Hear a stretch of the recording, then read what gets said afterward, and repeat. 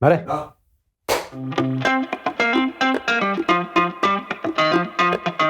În momentul în care devii părinte, nu te mai gândești la tine, ci gândești în viitor. Gândești în viitor pentru copiii tăi. Copiii tăi să crească într-un mediu frumos, într-un sistem bun și, cel mai important, în siguranță. Începând din anul 2018 până în prezent, am activat în foarte multe ONG-uri pentru a ajuta lumea. A ajuta cu ceea ce am putut eu, în calitate de om, în calitate de actor și în calitate de persoană publică.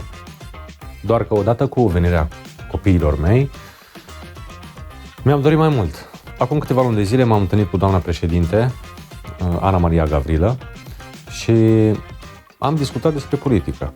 Am discutat despre București, am discutat despre România și am discutat despre Partidul Oamenilor Tineri. Mi-a plăcut foarte mult, în primul rând, credința lor. Credința lor în ceea ce privește schimbarea României, schimbarea Bucureștiului și schimbarea sistemului. Același sistem care timp de 35 de ani n-a făcut nimic altceva decât să ne promită și să nu facă. Între timp, eu a trebuit să plec în America pentru că am avut ceva treabă, dar am discutat despre posibilitatea de a fi candidatul din partea POT al Primăriei București. Și așa am ajuns în cele din urmă la mesajul pe care l-am făcut din New York, mesajul în ceea ce privește candidatura mea către POT.